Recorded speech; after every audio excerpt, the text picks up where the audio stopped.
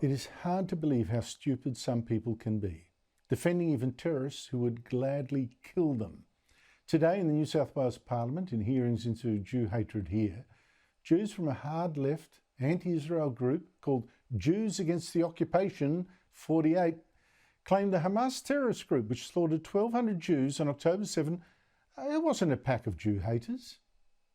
Hamas and Hezbollah, terrorists or not, are not anti-Semitic organisations, not by their statement, not by their comments, not by their action. Just to clarify, you don't believe that Hezbollah and Hamas are anti-Semitic organisations? No. No. That is an extraordinary statement. No, it isn't, actually. So, Mr. Ullman, will you condemn the massacre that took place on October 7? No. If you have any problem with Hamas's rule, go to Tel Aviv and start arguing with the Department of Defense over there. Hamas's attack was an outcome of Israel's continued occupation. That impregnable ignorance is so stunning. Let me quote from the actual Charter of Hamas, the foundation document, which was rewritten only 8 years ago to hide what Hamas really thought. It says, "The day of judgment will not come about until Muslims fight Jews and kill them. With their money," it goes on, "the Jews took control of the world's media. They stood behind the French Revolution, the Communist Revolution. With their money, they formed secret organisations such as the Freemasons, Rotary clubs and the Lions, which are spreading around the world in order to destroy societies and carry out Zionist interests. They were behind World War I, World War II, through which they made huge financial gains. There is no war going on anywhere without them having their finger in it." Joining me is Louise Roberts, Sky News contributor, and also Stephen Trevura, history lecturer and author. Stephen, how on earth is that group not anti-Semitic? How blind are these people? It's hard to understand why he would say something like Hamas are not anti-Semitic. Now, there is a debate among universities in Australia right now about the definition of anti-Semitism, and that's an important debate to have, because you don't want to define it so broadly that legitimate political discussion becomes chilled.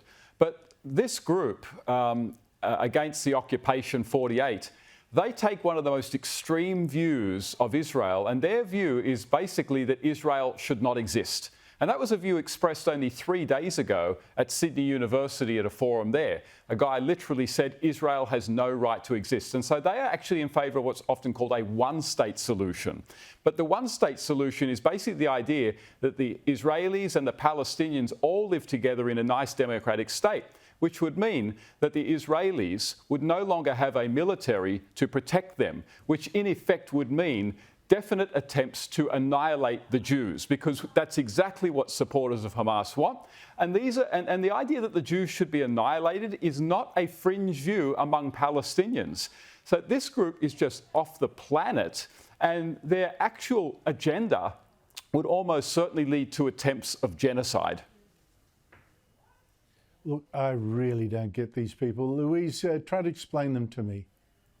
Well, it defies logic, as we're saying, and I think they don't actually represent Jewish people. They don't represent Jewish Australians who we work with and who we know and who would be absolutely disgusted by this position as well. And the fact that he refused to condemn Hamas in our democratic parliament, I found was absolutely appalling as well. And we know October 7 wasn't about land or borders, it was about murdering Jewish people. So for him to deny there's anything anti-Semitic about the group and who he represents is absolutely appalling. Look, I've been to one of the kibbutzes that was badly attacked during that October 7 thing. If you've been there and you go from house to house to house to house and see each one having been shot up and burned, shot up and burned, shot up and burned. Here they were killing a grandmother. Here they killed some children. Here they raped someone. Here they kidnapped this person. Civilians, all of them. Civilians, all of them. You cannot but see with your own eyes that this was Jew hatred manifest. I mean, that guy, it's poisonous. But some people congratulate themselves on seeing what others don't, thinking they see further. They don't, in fact, they're fantasizing.